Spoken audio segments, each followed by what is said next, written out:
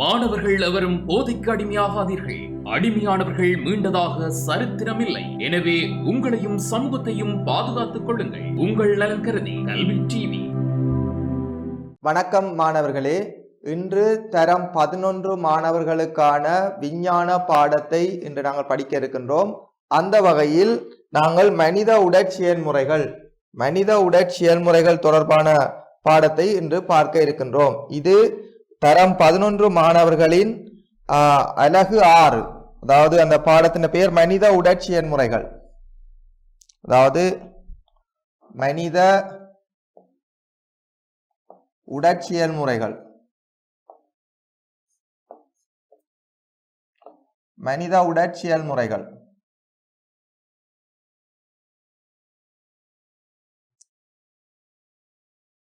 இந்த மனித உடற்செயல்முறைகள் என்ற பாடத்துல நாங்கள் முதலாவதா படிக்க இருக்கிற விடயம் இது உங்களுக்கு தெரியும், உயிரியல் பாடத்துல அலகு 6 இது, ரைட். இந்த மனித உடற்செயல்முறையில மனிதனின் உணவு சமிபாட்டு செயல்முறைகள், இதுதான் நாங்க படிக்க இருக்கிற முதலாவது பாடம். அதாவது இந்த முதலாவது யூனிட் மனிதனின், அதாவது உங்களுக்கு தெரியும் சமிபாட்டு தொகுதின்னு நாங்க சொல்லுவோம் பொதுவாக. மனிதனின் உணவு சமிபாட்டு செயல்முறைகள், அதாவது அவர் உணவு உட்கொள்றதிலிருந்து என்ன நடைபெறுது பற்றிய செயல்பாடுகளை பார்க்க போறோம். அதாவது மனிதனின் உணவு சமிபாட்டு செயல்முறைகள். மனிதனின் உணவு சமிபாட்டு செயல்முறைகள். இந்த செயல்முறைகளை பற்றி படிக்கல முதலாவதா நாங்க படிக்க வேண்டிய விடயம் என்னன்னு சொன்னா, சமிபாடு என்றால் என்ன என்று சொல்லி நாங்க படிக்க வேண்டி இருக்கும். அதாவது நாங்க இதுல சப்ஹெடிங்கா பார்க்கிறது மனிதனின் உணவு சமிபாட்டு செயல்முறைகள்.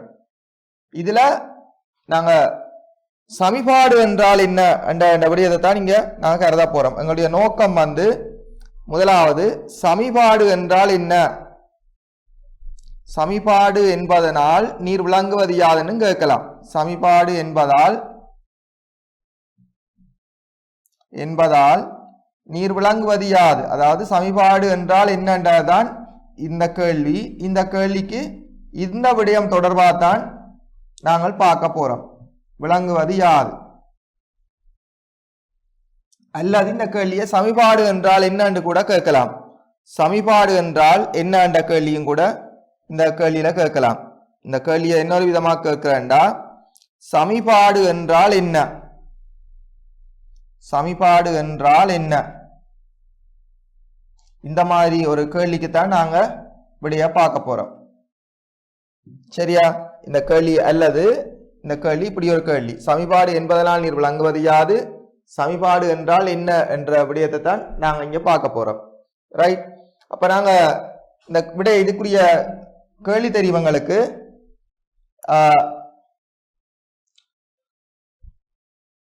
ரைட். இப்ப சமிபாடு என்றால் என்ன என்று சொல்லி பார்க்கல, உணவு என்ற விடயத்தை நாங்க இங்க கருத வேண்டி இருக்கும். அதாவது உணவு, ரைட். அப்ப உணவு என்றதோடு தான் இந்த சமிபாடு தொடர்புடையதா இருக்கு. நாங்க விளங்கி கொள்ள போறோம் உணவு என்றால் என்னன்னு பார்ப்போம். உணவு என்றால் பொதுவாக சின்ன பிள்ளைகளை பொறுத்தளவுல உடனே டக்குன்னு ஞாபகத்துல பல்வேறு உணவுகளை சொல்லுவாங்க. உதாரணமா புட்டு அல்லது இடியப்பம் அப்படின்னு சொல்லி ஒரு உணவு இருக்கு. இடியப்பம் இது பொதுவாக அவங்களுக்கு தெரியும், கோதுமை மாவுலையோ அரிசி மாவுலையோ செய்யலாம். அல்லது இறைச்சி, ரைட், அல்லது நாங்கள் சொல்லலாம் இறைச்சி என்று சொல்லலாம். எஸ், இறைச்சி. இந்த இறைச்சி என்பது ஒரு வகையான உணவுக்குள்ள நாங்கள் சொல்லக்கூடியதா இருக்கும்.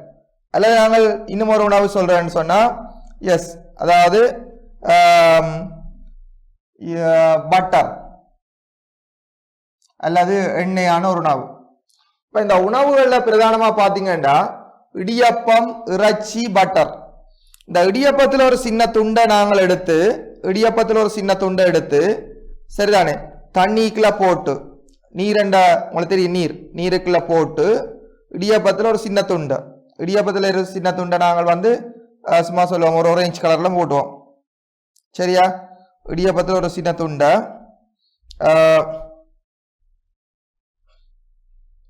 ரைட். இடியாப்பத்தில் இது இடியாப்பம் பண்ணி வைப்போம். இடியாப்பத்தில் ஒரு சின்ன துண்டை இதுக்குள்ள போட்டுட்டோம். போட்டுட்டு நாங்கள் என்ன செய்கிறோம், இந்த இடியாப்பத்தை என்ன செய்கிறோம், ஒரு கரண்டியால் கரைக்கிறோம். ஒரு கரண்டியால் என்ன கரைக்கிறோம். இப்படி இடியாப்பத்தை கரண்டியால் கரைச்சா என்ன செய்யும், அதே மாதிரி நாங்கள் ஒரு பாத்திரத்தில் என்ன செய்கிறோம், இறைச்சி எடுக்கிறோம். ரைட். எஸ், ஒரு பாத்திரத்தில் என்ன செய்கிறோம், ஒரு பாத்திரம் ஒன்று எடுத்து,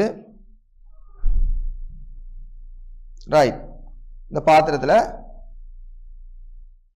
பாருங்க நீர், பாத்திரத்தில் நீர் கொஞ்சம் எடுத்து அந்த நீரில் என்ன செய்கிறோம், இறைச்சியை போடுறோம். ரைட். இறைச்சியை நாங்கள் ஒரு சிவப்பு கலரில் மார்க் பண்ணியிருந்த வேண்டாம். ரைட். இறைச்சியை நாங்கள் ஒரு சிவப்பு கலரில் மார்க் பண்ணோம். படிக்கிற சுவத்துக்காக நாங்கள் என்ன செய்வோம், இறைச்சியை வந்து இப்படி ஒரு பகுதியாக எடுப்போம்.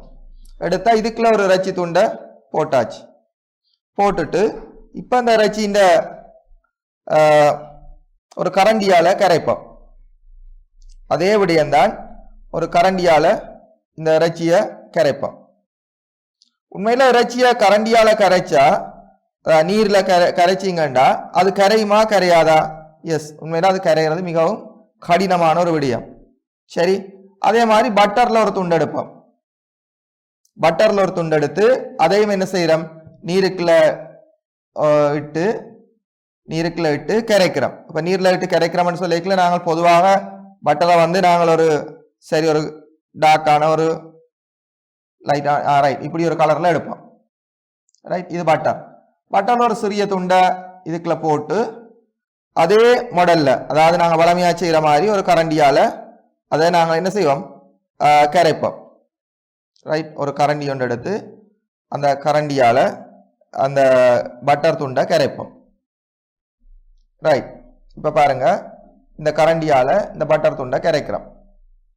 அந்த 3 செயற்பாடுகள் இதில் காட்டப்பட்டிருக்குது. 3 செயற்பாடுகள். அந்த 3 செயற்பாட்டிலையும் நாங்கள் பயன்படுத்துகிற பொருட்களை வந்து பாருங்க, இது வந்து நீர். இந்த 3 இதுலையும் வந்து நாங்கள் பயன்படுத்துறது வந்து நீர். அதாவது நீரால தான் நீருக்குள்ள கரையுதான்னு சொல்லி பார்க்குறோம். நீரில் கரையுதா அப்படின்னு பார்க்குறோம். இந்த இறைச்சி துண்டு என்ன, பட்டர் துண்டு, அதே மாதிரி இடியப்ப துண்டு, இந்த 3 துண்டுகளையும் நாங்கள் என்ன செய்கிறோம், இந்த நீருக்குள்ள இட்டு ஒரு கரண்டியால் கரைக்கிறோம். இந்த 3 துண்டுகளையும் நீரில் இட்டு கரண்டியால் கரைக்கிறோம். உண்மையில் எங்களோட அவதானம் என்ன அப்படின்னு பார்த்தா, எங்களுடைய அவதானம் என்னன்னு பார்த்தீங்கன்னா, எங்களுடைய அவதானம் 3மே கரையாது. 3மே எங்களுடைய அவதானம் வந்து பார்த்தீங்கன்னா, இந்த 3 விடயங்களை நாங்கள் கருத்தில் கொள்ளும் பொழுது, இந்த 3 விடயங்களாலையும் நாங்கள் ஒரு விடயத்தை உணர்ந்து கொண்டோம், என்ன செய்யாது, 3மே கரையாது. அதாவது இதுவும் கரையல. அதே மாதிரி அடுத்த விடயம் என்ன, ஒவ்வொரு விடயத்தையும் நாங்கள் பார்க்குறோம். அடுத்தது எஸ், இந்த விடயத்தை பார்க்குறோம், இதுவும் கரையல. அடுத்தது இன்னும் ஒன்று இருக்கு, அதை நாங்கள் பார்த்துருவோம். எஸ், அடுத்தக்குரியது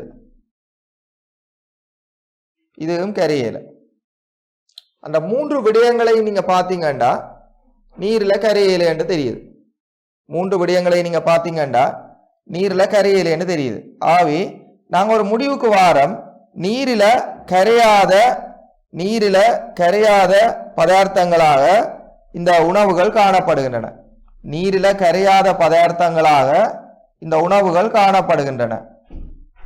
அதாவது நீரில் கரையாத பதார்த்தங்களை அகத்துறிஞ்சுறது கடினம். நீரில் கரையாத பதார்த்தங்களை அகத்துறிஞ்சுறது கடினம். ஆகவே இது கரையக்கூடிய நிலைக்கு மாற்றினா தான் எங்களோட உடம்பு இதை வந்து அகத்துறிஞ்சும். சரியா? அப்ப உண்மையில இவங்க என்ன செய்யறாங்கன்னா, எங்களோட உடம்பில கரைய முடியாத உணவுகளை, சரியா, கரைய முடியாத உணவுகளை இப்ப நாங்க பார்த்துட்டோம். என்ன, எங்களுக்கு இறைச்சி அல்லது இடியப்பம், அடுத்தது இறைச்சி,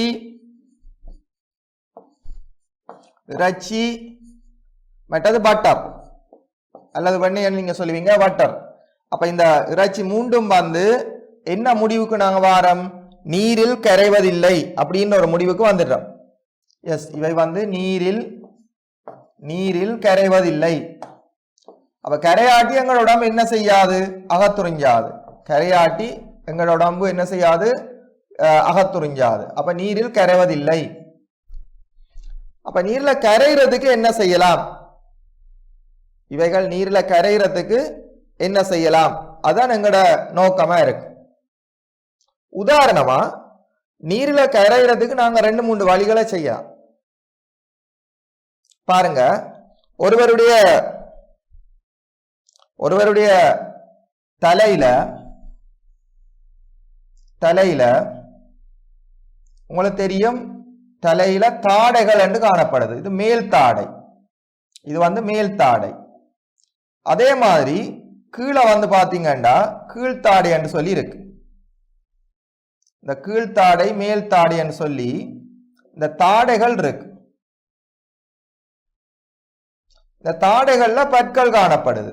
உதாரணமா உங்களுக்கு தெரியும், பல்வேறு விதமான கலர்ல பற்கள் காணப்படலாம். எங்களுக்கு இதுகள்ல பற்கள் காணப்படும். எஸ், இந்த பற்கள் எங்களோட தாடைகள்ல காணப்படும். அதே மாதிரி மேலையும் பற்கள் காணப்படும். இந்த பற்களுக்கு இடையில என்ன ஏதாவது பொருள் வந்து மாட்டு படிச்சதுண்டா? உதாரணமா பற்களுக்கு இடையில உணவுகள் ஏதாவது மாட்டினா, உதாரணமா நாங்க ஒரு உணவை எடுப்போம், இதுல எஸ் ஒரு பிஸ்கெட்டை எடுப்போம் அல்லது ஒரு இடியப்பமா இருக்கலாம். அப்படி ஒரு பிஸ்கெட்டோ இடியப்பமோ உள்ள ஒரு உணவை நாங்க எடுத்து என்ன செய்யறோம்? இதுக்குள்ள சாப்பிட ட்ரை பண்றோம். எதுக்குள்ள? எங்களுடைய வாய்க்குழிக்குள்ள இந்த உணவை இதுக்குள்ள சாப்பிடுறோம். ரைட். அப்ப இது ஒரு உணவுண்டு வைங்க. இதுக்குள்ள போற உணவு என்ன செய்யும்டா? அதுக்குள்ள போற உணவு என்ன செய்யும்? இதுக்குள்ள போகும். இதுக்குள்ள போய் அந்த உணவு என்ன செய்யப்படும்? எஸ், அதாவது அந்த உணவு உடைக்கப்படும். உணவு உடைக்கப்படும். உடைக்கப்பட்டா அந்த உணவு துகள்கள் எங்களுக்கு தெரியும், உணவு வந்து என்னவா இருக்கும்?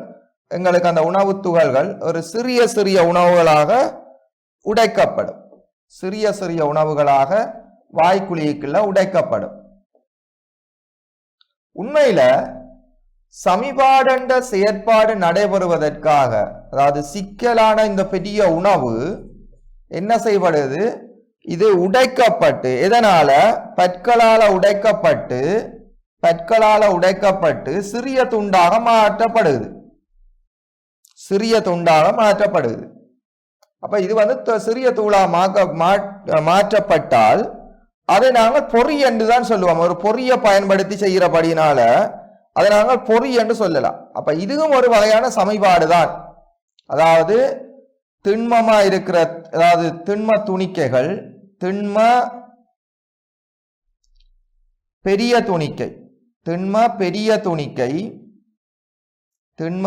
துணிக்கை என்ன செய்யுது? வாய்க்குழிக்குள்ள சிறிய துணிக்கையாக மாற்றப்படுது. அப்ப சிறிய துணிக்கையாக மாற்றப்பட்டால் இது சமிபாட்டுக்குள்ள என்னென்று வருகுதுன்னு சொல்லி நாங்க பார்க்க வேண்டி இருக்கு. முதல்ல சிறிய துணிக்கையாக மாற்றப்படுது. இந்த சிறிய துணிக்கையாக மாற்றப்படைக்குள்ள இந்த செயற்பாடு, அதாவது பெரிய துணிக்கைகள் சிறிய துணிக்கைகளாக மாற்றப்பட்டால் அந்த செயற்பாட்டை நாங்க சொல்லலாம். எப்படி என்றா, இந்த துணிக்கைகளாக மாற்றப்படும் போது இந்த செயற்பாட்டை நாங்கள் சொல்லலாம் பௌதீக சமிபாடு. அதாவது எங்கட தமிழ்ல, அதாவது புத்தகத்துல ஒரு வேர்ட் சொல்லி இருக்கிறார், பொறிமுறை சமிபாடு. அது சொல்லுக்கு பேர் பொறிமுறை சமிபாடு. அதாவது இங்க பாருங்க, இந்த சிறிய துணிக்கைகளாக மாற்றப்பட்டால் இந்த செயற்பாட்டுக்கு பேர் பொறிமுறை சமிபாடு. அதாவது மெக்கானிக்கல் டைஜஷன் சொல்லுவோம். பொறிமுறை சமிபாடு, இதுவும் ஒரு சமிபாடு தான். பொறிமுறை சமிபாடுன்னு சொல்லுவோம். பொறிமுறை சமிபாடுண்டா என்ன? எங்கட பெரிய துணிக்கைகள் சிறிய துணிக்கைகளாக உடைக்கப்பட்டால் அது பொறிமுறை சமிபாடுன்னு சொல்லுவோம். இந்த பொறிமுறை சமிபாடு என்ன செய்யுது? வாய்க்குழிக்குள்ள பற்களால உடைக்கப்படுது. இப்படி உடைக்கப்படும் போது, இப்ப உடைக்க வைக்கல, அதாவது உங்களுக்கு தெரியும், வாய்க்குழிக்குள்ள நாங்க சாப்பிடுற சாப்பாடு உள்ளுக்குள்ள பெரிய துணிக்கைகளாக சாப்பிடுறோம். அது வாய்க்குழிக்குள்ள இருக்கிற பற்களால அரைக்கப்படும் பொழுது சிறிய துணிக்கைகளாக மாறும். இந்த சமிபாட்டை சொல்றது அதாவது பொறிமுறை சமிபாடு. இந்த பொறிமுறை சமிபாட்டை தவிர அதுக்குள்ள இன்னும் ஒரு கெமிக்கல் எல்லாம் சேர்ந்து ரசாயன பதார்த்தங்கள் சேர்ந்து ஒரு சமிபாடு நடைபெறும். அதை நாங்க சொல்லுவோம் இரசாயன சமிபாடு. ஆனால் எங்களுடைய நோக்கம் இப்ப நாங்க படிச்சு கொண்டிருக்கிற நோக்கம் என்னன்னா சமிபாடு என்றால் என்னன்றதான் நாங்க படிச்சு கொண்டிருக்கிறோம். அதுல என்னென்ன விடயங்கள் பார்த்திருக்கிறோம்டா சமிபாட்டில உணவுகள் பொதுவாக நீரில் கரைவதில்லை. சமிபாட்டில பொதுவாக உணவுகள் நீரில் கரைவதில்லை. அப்படி நீரில் கரையாத உணவுகள் இப்ப என்ன செய்யுது கரையக்கூடிய நிலைக்கு மாற்றப்படுவதற்காக முதலாவதா வாய்க்குள்ள அது என்ன செய்யப்படுது அரைக்கப்படுது. ரைட். அப்ப நீங்க பாத்தீங்கன்னா தெரியும் இந்த இடியப்பம் இறைச்சி பட்டர் போன்ற உணவுகள் என்ன செய்யற இல்ல நீரில கரைவதில்லை. அப்ப நீரில கரையாட்டி அது முதல்ல என்ன செய்யுது வாய்க்குழிக்குள்ள வச்சு அரைக்கப்பட்டு துகள்களாக மாற்றப்படுது. அப்படி துகள்களாக மாற்றப்படும் போது இங்க திண்ம பெரிய துணிக்கை சிறிய துணிக்கையாக மாற்றப்படும் போது அங்க ஒரு சமிபாடு நடப்பதாக கருதப்படும். அந்த சமிபாடு பொறிமுறை சமிபாடு என அழைக்கப்படும். சரி, இப்ப நாங்க அடுத்த இன்னும் ஒரு விடயத்துக்கு நாங்க போக வேண்டி இருக்குது. அதாவது பாருங்க சமிபாடு என்றால் என்னன்றதை நான் வாரம். அப்ப சமிபாடு என்றதுல நாங்கள் படிச்ச விடயத்தை உங்களுக்கு தெரியும், ஞாபகப்படுத்துறேன். இடியப்பம் என்றது ஒன்று நாங்க பார்த்தோம். இடியப்பம் என்றது உணவு, இடியப்பம் என்றது ஒரு உணவு, இறைச்சி என்றது ஒரு உணவு. உணவு என்று நாங்கள் கருதும் பொழுது நீங்க பாருங்க இடியப்பம் இறைச்சி, இடியப்பம் இறைச்சி மற்றது பட்டரை நாங்கள் இதில் கருதினாங்க. இது பொதுவாக பார்த்தீங்கன்னா இவைகள் ஒரு சிக்கலான உணவுகளாக கருதப்படும். இது பொதுவாக சிக்கலான உணவுகளாக இருக்கும். உதாரணமா அது என்ன சிக்கலான உணவு அப்படின்னு நாங்க சொல்றோம்னு சொல்லி பார்த்தா இது நீர்ல கரையாது. நீங்க ஸ்பெஷலா பார்த்தனாங்க இவை நீரில் கரையாது. ரைட். இவை நீரில் கரைவதில்லை, நீரில் கரைவதில்லை. ரைட். அப்ப நீரில் கரைவதில்லைன்னு சொன்னா இது கரையக்கூடிய நிலைக்கு மாத்தினா தான் உடம்பு என்ன செய்யும் அவத்துறிஞ்சும். அப்ப இந்த உணவுகளை பற்றி நாங்க கொஞ்சம் பார்க்க வேண்டி இருக்கு. உண்மையில நீங்க பாத்தீங்கன்னா தெரியும் என்ன இந்த இடியப்பம் என்றது ஒரு வகையான இடியப்பம் என்று சொல்றது உண்மையில ஒரு பல்சக்கரைட்டு. பல்சக்கரைட்டு அதாவது அதுல இருக்கிற உணவு பல்சக்கரைட்டு நாங்க சொல்லுவோம். இடியப்பம் என்றது ஒரு பல்சக்கரைட்டு. பல்சக்கரைட்டு என்று சொல்லும் பொழுது நீங்க எதை கருதுவோம்டா சரியா மாப்பொருளை கருதலாம். நீங்கள் பல்சக்கரைட்டு என்று சொல்றது மாப்பொருளை கருதலாம். மாப்பொருளை தான் நாங்கள் இங்க என்ன பல்சக்கரைட்டுகள் கணக்கே இருக்கு.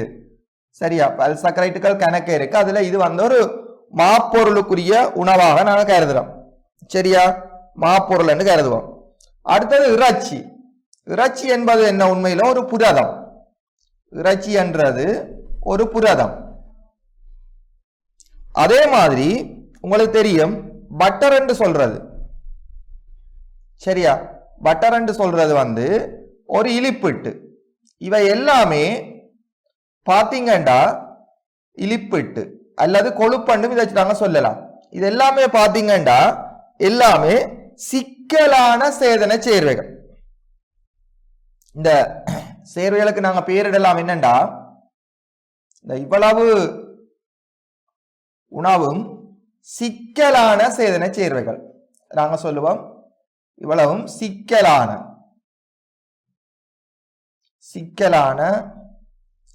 சேதன சேர்வைகள். சிக்கலான சேதன சேர்வைகள். ரைட். இவை ஒரு சிக்கலானது சேதன சேர்வைகள். ஏன் சேதன சேர்வைகள் என்று நாங்க சொல்றோம்டா இந்த சேதன சேர்வைகள் ஏன் சொல்றோம்னா உணவு பொதுவாக சேதன சேர்வைகள். சரியா அப்ப இந்த உணவுகள் எல்லாம் சேதன சேர்வைகள். இதுல காவன் இருக்கும். அப்ப இது ஒரு சேதன சேர்வை. அப்ப உணவுகள் என்னது சேதன சேர்வை. அந்த சேதன சேர்வை தான் உணவு. ரைட். இவ்வளவு உணவு. அப்ப சிக்கலான சேதன சேர்வைகள் இது உணவு. அதெல்லாம் என்னவா இருக்குது? நாங்க அடையாளம் கண்டுகொள்ள ரசாயன ரீதியாக சிக்கலான சேதன சேர்வைகளாக காணப்படுது. பல்சக்கரைட்டு, புரதம், இலிப்பிட்டு. இதுல ஏன் சேதன சேர்வைன்னு நாங்க சொல்றோம்டா, இதுல எல்லாத்துலயுமே கார்பன் இருக்கும். கார்பன் என்ற ஒரு எலிமெண்ட் மூலமும் இருக்கும் எல்லாத்துலயும். அப்ப எல்லாத்துலயும் கார்பன் இருக்கிறபடினால நாங்கள் இதை சேதன சேர்வைன்னு சொல்லுவோம். அது மட்டும் இல்லாம இது சிக்கலானதுண்டா லேசில தண்ணியில கரைகிறது இல்லை. அப்ப இடியப்பம், இறைச்சி, பட்டர் என்று சொல்லுகின்ற உணவுகள் சேதன சேர்வைகள்.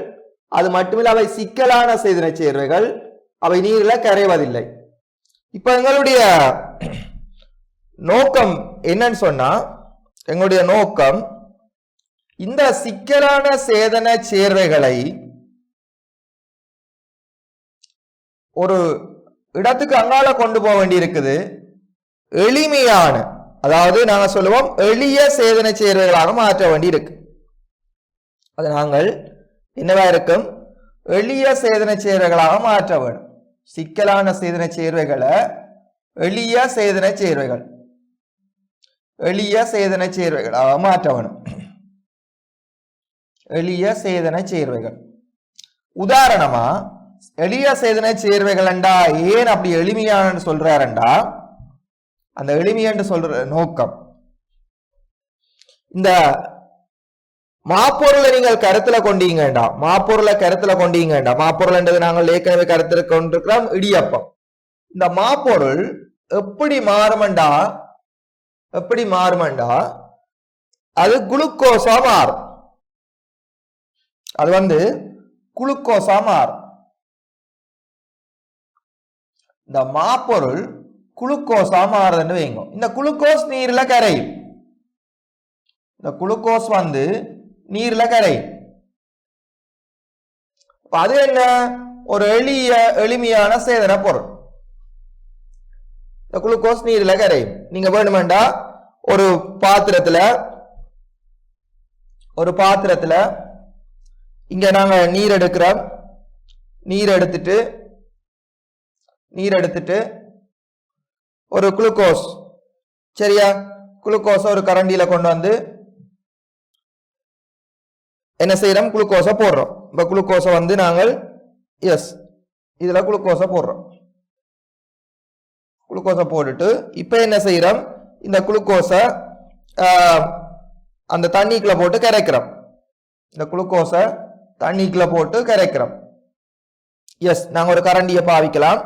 அப்படி கரண்டியை பாவிக்கல எங்களுக்கு அந்த குளுக்கோஸ் கரைஞ்சி மறைஞ்சு போறதை காணலாம். அந்த குளுக்கோஸ் மறைஞ்சு போறதை காணலாம். ஆனால் இந்த பக்கத்துல நீங்க ஒரு பாத்திரத்துல, சரிதானே, இந்த பக்கத்துல நீங்கள் ஒரு பாத்திரம் ஒன்று எடுத்து இந்த பாத்திரத்துல தண்ணீரை சேர்த்து, இந்த பாத்திரத்துல தண்ணீரை சேர்த்து இந்த இடியப்பம் உங்களுக்கு தெரியும், நாங்க ஏற்கனவே பார்த்துருக்கோம். இடியப்பம் மாப்பொருள். இந்த இடியப்பத்துல கொஞ்சத்தை எடுத்துட்டு இங்க சேர்க்க போறோம். இடியப்பம்ன்றது உங்களுக்கு தெரியும். இடியப்பத்துல கொஞ்சத்தை சேர்த்து இதுக்குள்ள கரைக்க போறோம்.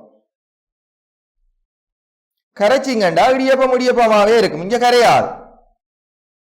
நீங்க வேணுமெண்டா ஒரு கரண்டியை பயன்படுத்தி, சரியா, ஒரு கரண்டியை பயன்படுத்தி நீங்க கரைக்கலாம். ரைட், ஒரு கரண்டியை பயன்படுத்தி நீங்க கரைச்சிங்கண்டா, சரியா, அந்த கரண்டியை பயன்படுத்தி கரைச்சாலும் இது கரையாது. அதுல இருந்து நாங்க என்ன முடிவுக்கு வாரோம்? இது நீர்ல கரையிறதில்லை. எது? இந்த சிக்கலான சேதனைகள் நீர்ல கரையல, நீரில் கரைவதில்லை. இது சிக்கலான சேர்வுகள். அப்ப நீரில கரைவதில்லை. அந்த கரையக்கூடிய நிலைக்கு இது மாற்றம். இங்க என்ன செய்யுது? கரையுது. இங்க நீரில் கரையுது, நீரில் கரைகின்றது. எது? குளுக்கோஸா மாறிட்டு நீரில் கரைகின்றது. சரியா? எங்களுடைய நோக்கம் என்னவா இருந்தது உள்ள தெரியும். சமிபாடு என்றால் என்னன்றதுக்கு தான் இவ்வளவு நேரம் படிச்சு கொண்டிருக்கிறோம். அப்ப இந்த கரையக்கூடிய நிலைக்கு மாறுது. சேதன சேர்வைகள் என்ன? அதாவது உணவு ஒரு சேதன சேர்வை, அதுவும் சிக்கலான சேதன சேர்வை. பல் சர்க்கரைட்டுகள் புரதங்கள் இலிப்பிட்டா இருக்கும். அதுல அந்த சிக்கலான சேதன சேர்வைகள் என்ன செய்து எளிய சேதன சேர்வைகளாக மாறுது. சிக்கலான சேதன சேர்வைகள் எளிய சேதன சேர்வைகளாக மாறுது. எளிய சேதன சேர்வைகளாக மாறினா அது என்ன செய்யுது சமிபாடுன்னு நாங்க சொல்லுவோம். ரைட்.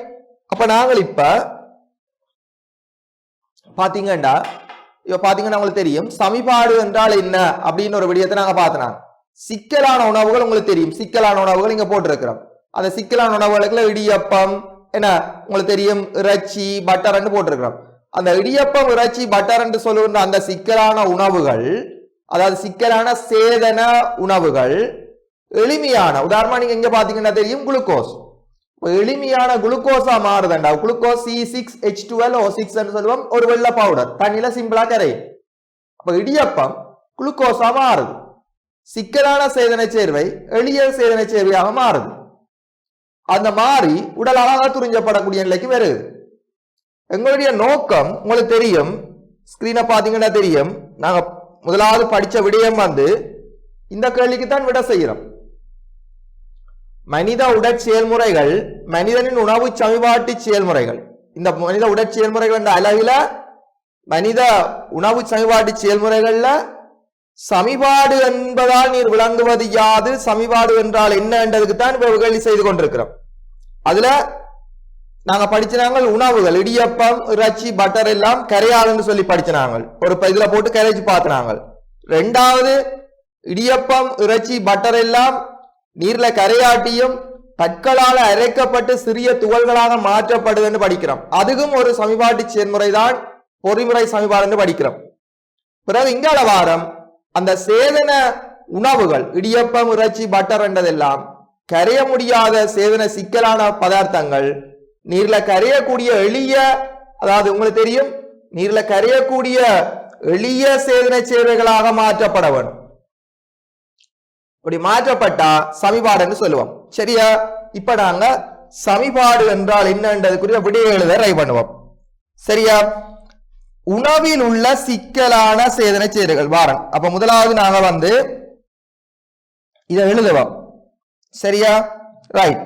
உணவில் உள்ள சிக்கலான சேதன சேர்வைகள், உணவில் உள்ள சிக்கலான சேதன சேர்வைகள், உணவில் உள்ள சிக்கலான சேதன சேர்வைகள், உணவில் உள்ள சிக்கலான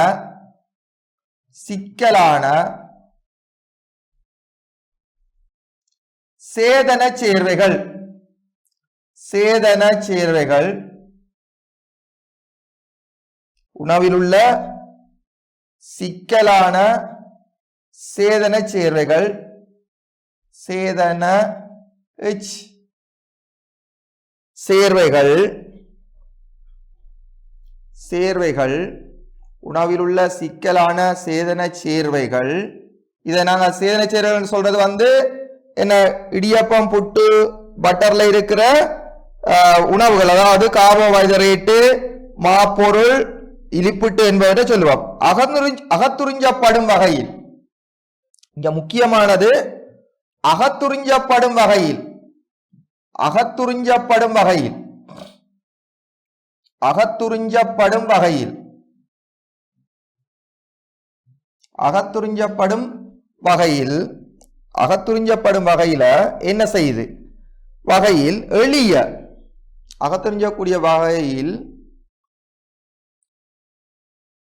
எளிய, எளியண்டா மிகவும் சிறிய எளிமையான, சிக்கல் இல்ல எளிமையான இலகுவான எளிய சேதன சேர்வைகளாக மாற்றப்படுதல்.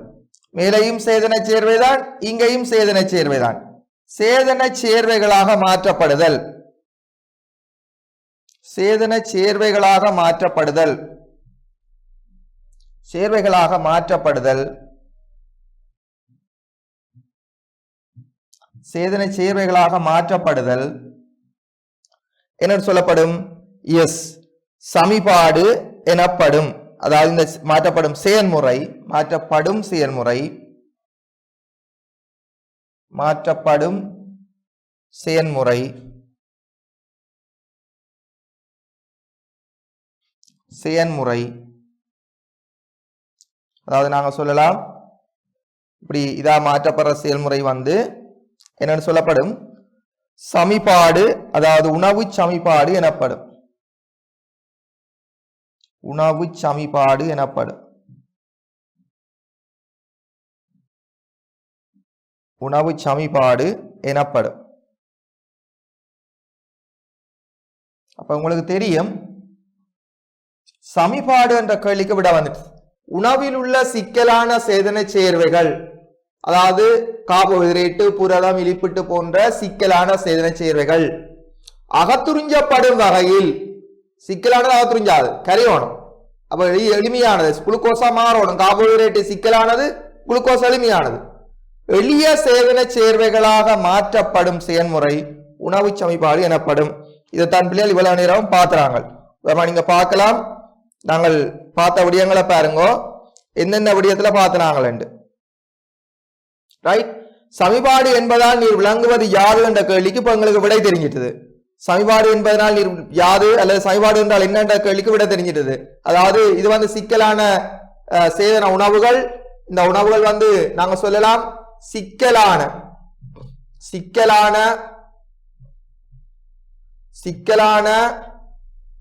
சேதன உணவுகள், ஆர்கானிக் சேதன உணவுகள். இது இந்த சிக்கலான சேதன உணவுகள் என்றது என்னென்ன? இங்க இருக்கிற இடியப்பம், புட்டு, இடியப்பம், இறைச்சி, பட்டர் போன்றவை அது சிக்கலானது. இந்த உணவுகள் நாங்க இங்க சொல்றது சிக்கலானது.